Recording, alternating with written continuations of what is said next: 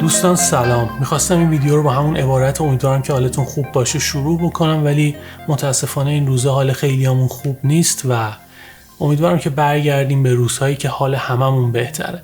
این ویدیو مربوط به گوشی پوکو X4 GT و همونطور که در جریان هستید گوشی‌های پوکو به خاطر سخت افزار قدرتمندی که دارن به نظر من ارزش خریدشون خیلی بالاست، به جز یکی دو تا نمونه مثل گوشی پوکو X4 که میتونست چیپست بهتری هم داشته باشه. برمیگردم به گوشی پوکو X4 GT که برای گیمینگ، برای بازی کردن بهینه شده و یه چیپست بسیار قدرتمند و هیولا توی اون استفاده شده که حالا در ادامه توی بخش عملکرد قراره که کامل در موردش توضیح بدم. بعد دقت بکنید که این گوشی در زمانی که من دارم ویدیو رکورد میکنم قیمتش 10,400,000 تومنه و توی همین بازه قیمتی میتونید گوشی سامسونگ گلکسی A52s و شیائومی 11 T رو هم در نظر داشته باشید. خب از طراحی این گوشی شروع میکنم و باید بهتون بگم که فریم و بدنه این گوشی از جنس پلاستیک، خیلی هم پلاستیک ضخیمی نیست، یعنی قشنگ وقتی فشار میدید میتونید اون فلکس یا خمیدگی رو توش مشاهده بکنید و بهتون پیشنهاد میکنم که حتما از یک کاور استفاده بکنید. توی جعبه این گوشی کاور وجود داره که همون ابتدای ماجرا میتونید ازش استفاده بکنید. نکته جالب در مورد این کاور اینه که روش نوشته شده دیزاین بای ردمی و این نشون میده که این دوتا برند یعنی پوکو و ردمی چقدر در هم تنیده هستن و این ساب برند های شیائومی هنوز نتونستن اونقدری که باید از هم مستقل عمل بکنن. ماژول دوربین رو میبینید که باز طراحی شده، خیلی طراحی جذابتری به خودش گرفته. دوربینا سه بعدی تر شدن، یه بیرون زدگی خیلی مختصری دارن ولی همزمان خیلی زیباتره و به نظرم خیلی انتخاب بهتری نسبت به اون ماژول دوربین فلتی که توی نسل‌های قبلی دیده بودیم.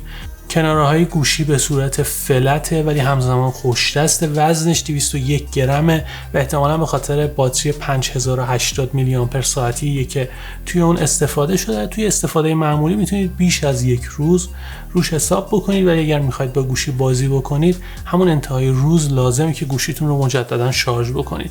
توی جعبه شارژر 67 واتی وجود داره که توی نزدیک 45-46 دقیقه میتونید گوشی رو کامل از 0 تا 100% شارژ بکنید. بالای گوشی جک هدفون قرار داده شده به همراه سنسور آیر بلاستر و همچنین اسپیکرهای استریویی که بالا و پایین وجود داره و از نظر من کیفیت صدای نسبتا قابل قبولی رو بهتون ارائه میده.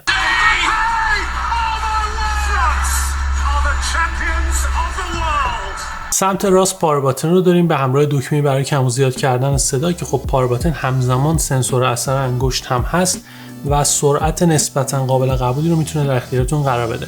من اولین بار قرارگیری سنسور اثر انگشت توی فریم گوشی رو توی گوشی‌های سونی اکسپریا دیده بودم که اون موقع به نظر میرسید که خیلی جاگیری خوبیه، اما الان فکر میکنم که اون سنسورهای اثر انگشتی که توی صفحه نمایش وجود دارن جاگیری بهتری دارن، چون ممکنه بعضی وقتا جایی از دستتون با این سنسور تماس پیدا بکنه که اساین نشده، تعریف نشده و اون موقع گوشی ماکرو وایبریشنی رو میزنه که به نظرم خیلی جالب نیستش.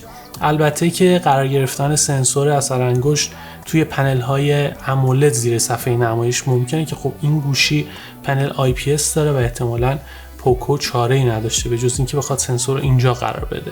سمت چپ گوشی هیچ چیزی وجود نداره و پایین گوشی پورت USB Type-C رو داریم به همراه درگاهی که میتونید اونجا 2 تا سیم کارت رو قرار بدید ولی دیگه درگاه اختصاصی برای مموری میکرو SD وجود نداره و موقع خریدن خیلی باید به این موضوع دقت بکنید که با چه ظرفیتی میخواید این گوشی رو تهیه بکنید. مخصوصا اگر میخواید گیم های مختلفی رو روش نصب بکنید بهتون پیشنهاد میکنم که اون ظرفیت بالاتر رو انتخاب بکنید. خب میرسیم به عملکرد این گوشی و باید بهتون بگم که پوکو توش از چیپست دیمنسیتی 8100 استفاده کرده که عملکرد مشابهی نسبت به چیپست فوق‌العاده اسنپ دراگون 888 رو داره و این نشون میده که واقعا با این گوشی طرفیم که یه جورای قاتل پرچم داره. خیلی عملکرد عملکرد پردازشی قابل توجهی داره، برای گیمینگ کاملا مناسبه و به نظرم بیشتر به درد کسایی میخوره که نمیخوان خیلی هزینه بکنن ولی در عین حال میخوان که توان پردازشی و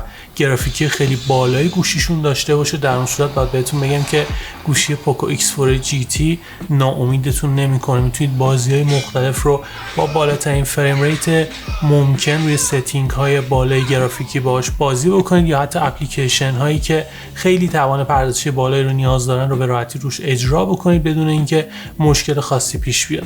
کنترل دما هم به خوبی توش اتفاق میفته و اینجوری نیستش که بعد از یه تایمی بازی کردن یا گیمینگ گوشی بخواد داغ بکنه در حدی که بخواد اذیتتون بکنه، این گرمایی بیش از حد.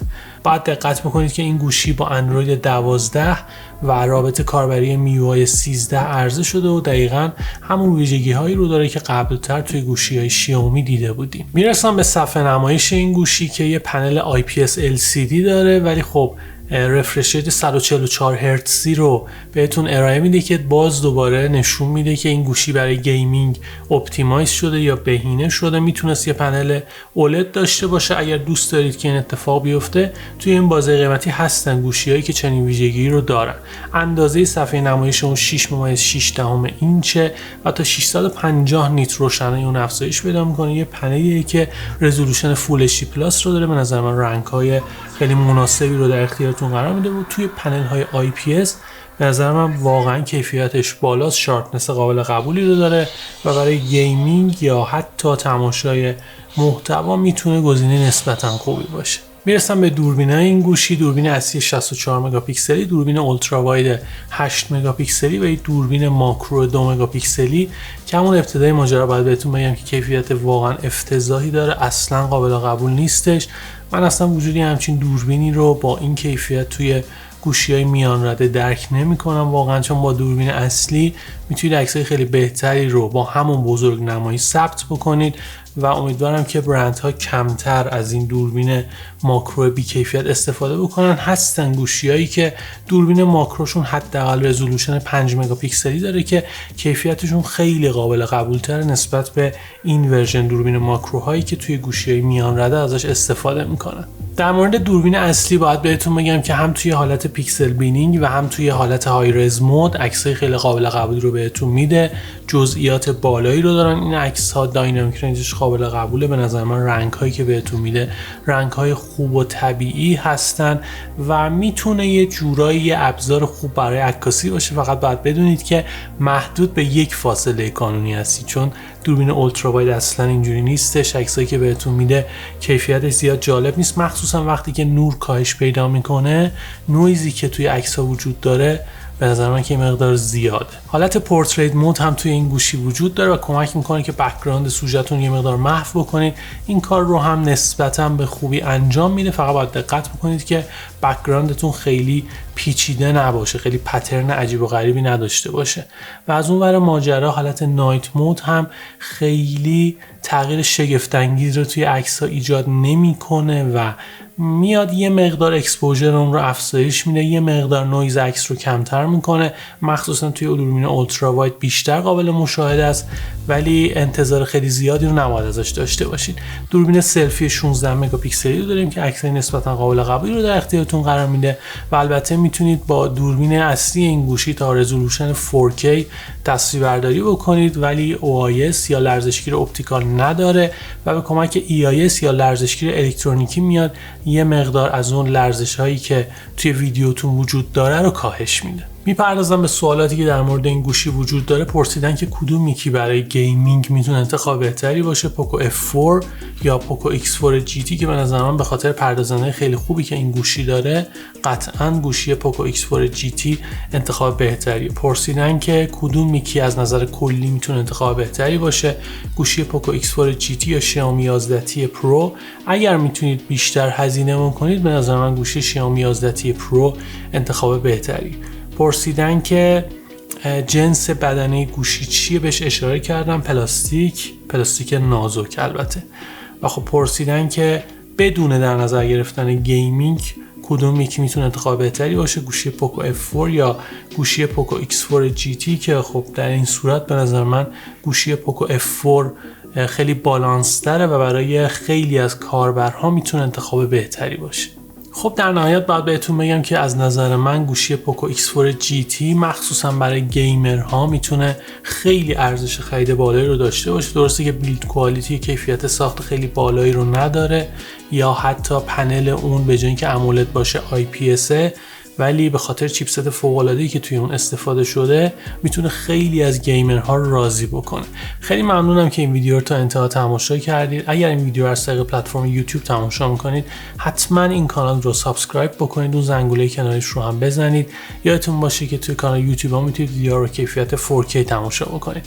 خیلی ممنونم که نظر میدید، کامنت میذارید و امیدوارم که این اتفاق یه روند ادامه دار باشه. مرسی.